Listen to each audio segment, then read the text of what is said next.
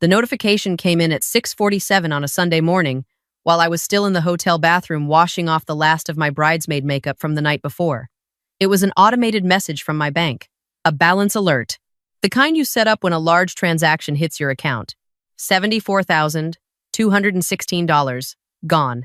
I remember staring at my reflection for a long moment. The smudged eyeliner I hadn't finished removing. The small silver earrings my mother had picked out for me to wear at my sister's wedding. I remember thinking, very calmly, that I needed to read the number again. So I did. And it was still zero. My name is Maya. I'm 31 years old. I'm a licensed physical therapist who spent 3 years getting up at 5 in the morning, taking extra weekend shifts, skipping vacations, and eating lunch at my desk. $74,000 was my down payment for a house. It was the closest thing I'd ever had to proof that my life was actually going somewhere. And on the morning after my sister's wedding, while the rest of my family was still asleep in their hotel rooms, it had disappeared. Let me back up, because none of this makes sense without context. My family is what people who study psychology might politely call enmeshed. My mother, Diane, is the kind of woman who calls herself a martyr in the same breath she uses to ask for a favor. She has a gift for making you feel guilty about things that haven't happened yet. My father, Glenn, is quieter about it. The kind of quiet that isn't peaceful, just strategic. He lets my mother do the talking and then appears at the end to collect whatever she's loosened for him. Growing up, I was the responsible one. My younger sister, Bree, was the favorite, mostly because she never pushed back on anything. I pushed back. Not loudly, but I asked questions, and in my family, questions were treated like accusations.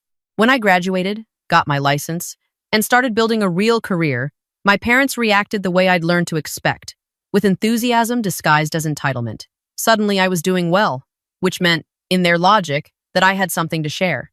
There were small asks at first. A loan for a car repair that was never repaid, help with a utility bill, a birthday gift that cost 4 times what anyone bought me. I gave because I loved them, and because the guilt of not giving was heavier than the cost of giving. 3 years ago, I stopped doing that. Not dramatically. I just started saying no with a smile, and eventually the asks slowed down. I thought we'd reached an understanding. I thought wrong.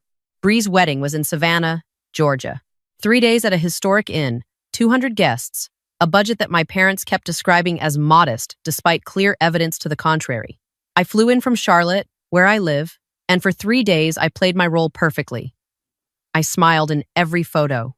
I gave a toast that made people cry. I carried the train of Bree's dress up a cobblestone path in heels that destroyed my ankles. On Friday, the day before the ceremony, my mother came to my room with what she called a practical question. She said that she and my father were handling some of the vendor payments in cash that weekend and that their account was temporarily in a strange state because of a wire transfer mix-up with the wedding planner. She asked if she could be added temporarily to my checking account, just to cover any gaps over the weekend if something came up. She said she'd done the same thing with Bree's account, and it was just a logistical precaution.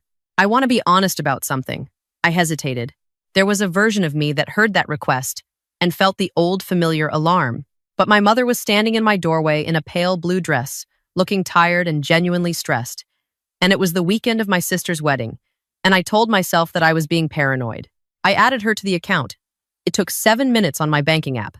I handed her my phone to confirm the verification code that came through because my hands were full with a garment bag, and she completed the process herself. That was Friday afternoon. By Sunday morning, she had transferred every dollar I owned to an account I didn't recognize. I sat on the edge of the hotel bathtub for a long time. I didn't cry. I want to be clear about that, not because I think crying is weakness, but because what I felt wasn't grief. It was something colder, something that had been waiting a long time to be confirmed. I called the bank first. The representative confirmed that the transfer had been authorized through the joint account access and that a hold and investigation could be initiated but would take time. I said yes to all of it. I took notes. I asked for the reference numbers and wrote them on the notepad next to the hotel phone because my hands were too unsteady to type. Then I got dressed. I went downstairs to the hotel brunch that had been organized for the wedding party. My mother was already there, at the center of a table of relatives, laughing at something my uncle had said. She looked relaxed in a way that told me she'd slept well. I sat down. I ate something. I don't remember what. And when there was a natural pause in the conversation and most of the table had drifted into smaller groups, I looked at my mother and said quietly, "I need to talk to you about my account." She didn't flinch right away. She picked up her coffee cup first. Then she said, I was going to call you today, actually. The money is gone, I said. All of it. She set the cup down. Maya, your father is in a very serious situation. I know, I said. I can see that. She started to explain. Her voice was low and careful, the voice she uses when she's already decided the conversation is over and she's just managing the transition. My father had borrowed money. She used the word borrowed, not stolen, not gambled, not lost from two of his business partners to cover some personal debts. He needed to make them whole before the end of the month or they were going to escalate the situation. She said, escalate the situation the way someone says it when they mean something specific and don't want to say it directly. The money from my account was going to settle that and buy them time to figure out the rest. I looked at her for a moment. You took my down payment to pay off Dad's debt. You're 31, she said. You're healthy. You're employed. You'll earn it back. There it was. I remember the table feeling very far away suddenly, the way a room sounds when your ears are adjusting to altitude. I thought about 3 years of early mornings. I thought about the house I had been looking at in a neighborhood called Glenwood, a small craftsman with a yellow door and a porch big enough for a chair and a plant. I thought about how I had believed, genuinely believed, that I was past this, that I had gotten far enough away that they could no longer reach me. I understand, I said.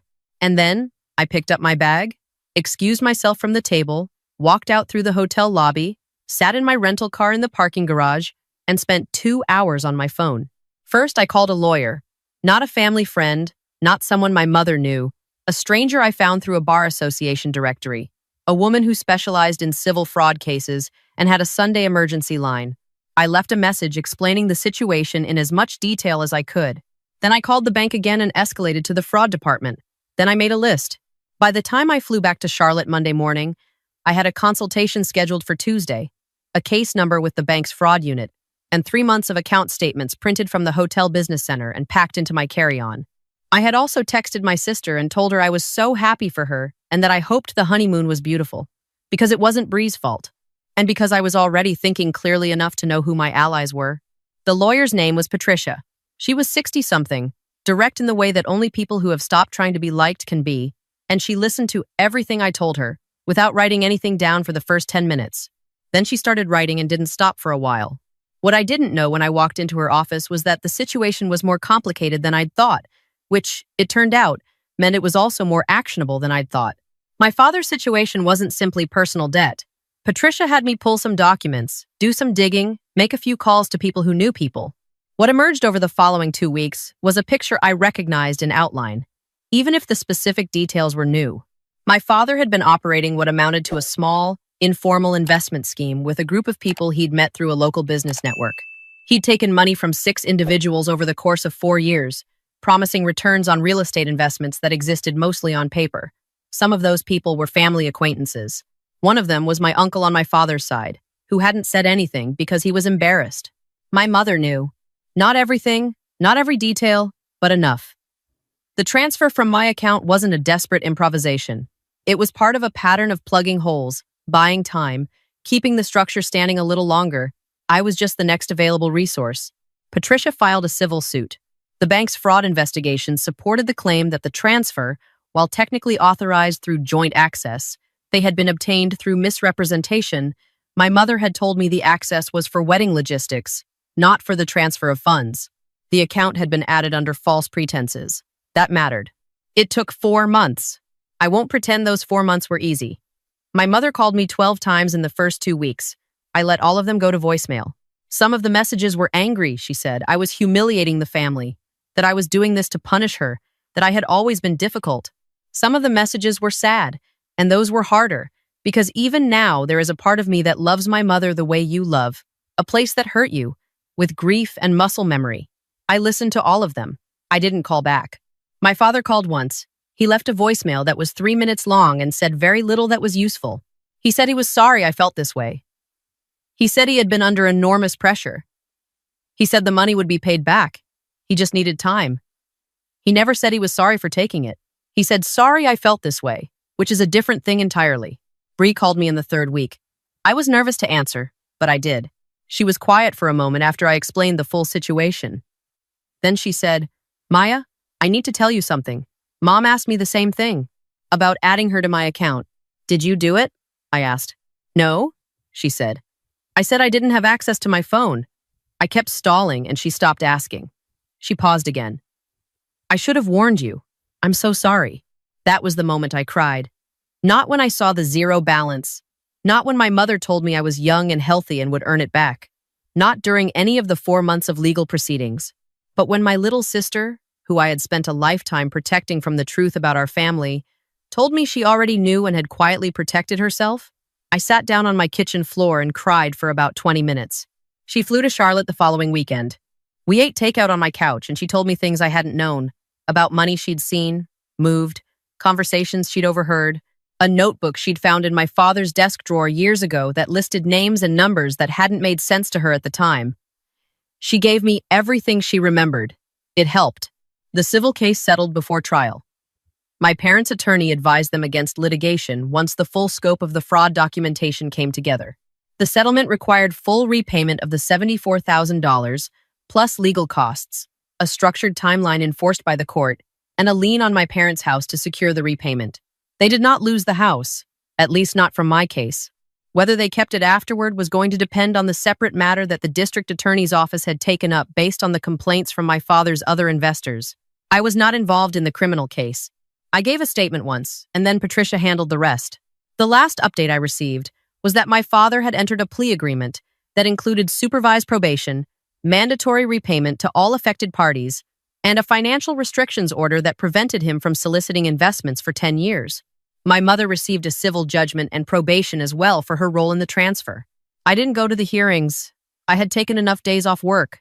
The repayment came in structured installments, the first of which arrived in my account on a Tuesday morning in February. I was eating breakfast when the notification came in. I looked at the number, and then I kept eating my breakfast because I had a patient at 8 o'clock and the eggs were going to get cold. I want to tell you what happened to the house with the yellow door. It sold 3 months before I had the money back. I drove past it once, after the sign came down, and there were children's shoes on the porch and a bicycle leaned against the railing. I sat in my car for a moment and then I drove home. I was not as sad about it as I expected to be, and I thought about that for a while. I think what I had wanted was not that specific house, but what it represented, proof that I had built something that was mine, that couldn't be reached, that no one could walk into my hotel bathroom and take in 7 minutes on a Sunday morning. The next house I found had a green door, a little bigger, better light in the kitchen. I moved in on a Saturday in April with Bree and 2 of my friends from work and a rented truck. My parents were not there. That was not an accident. People ask me sometimes because this story has a way of coming out, the way real things do, whether I feel guilty about taking legal action against my own parents, whether I think I went too far. I understand why they ask. I've thought about it honestly, the way you have to think about things you've already done. Here is what I know. My father built a structure designed to extract from people he was supposed to care for. And when it started to collapse, he used my mother to reach into my savings and take what I had spent years earning. My mother stood in a hotel room in a pale blue dress and looked me in the eyes and handed me a story about wire transfers and wedding vendors, and then she completed the transfer herself from my own phone. These were not accidents of desperation. They required planning and deception and a very specific belief that I would either not find out or not do anything about it. I was supposed to be a resource that renewed itself quietly and never asked for anything back. I love my parents. I want to say that plainly because it's true, and because pretending it isn't wouldn't honor how hard this actually was. I love them the way you love something you've had to learn to grieve before it's gone. But love is not the same as permission.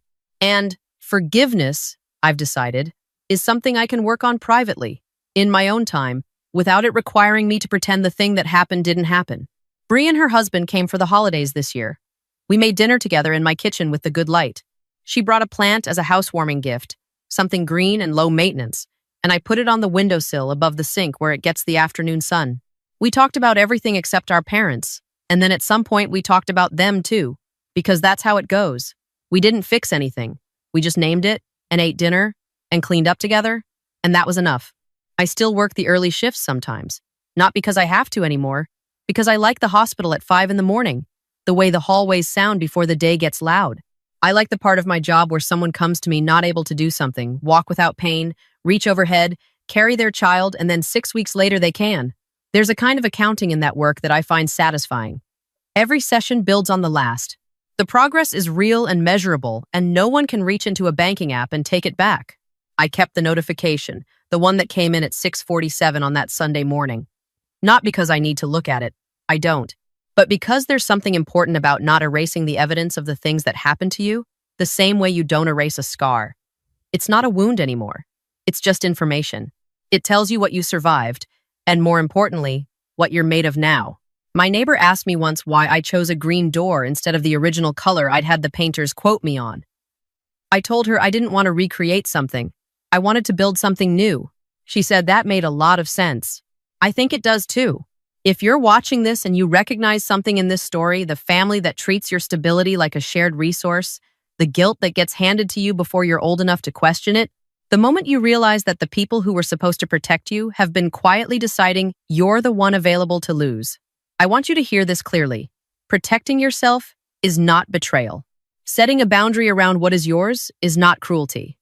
And walking out of a hotel brunch, sitting in a rental car, and spending 2 hours making very calm, very methodical phone calls is not coldness. It is the most loving thing you will ever do for yourself. You are allowed to stop being the one who absorbs everything. You are allowed to let what falls, fall. And you are allowed to build something, behind a green door or any other door you choose, that belongs entirely and only to you. If this story stayed with you, I'd love to know which part hit hardest. Leave it in the comments. I read every single one. And if you know someone who needs to hear this today, please share it. I'll see you next time.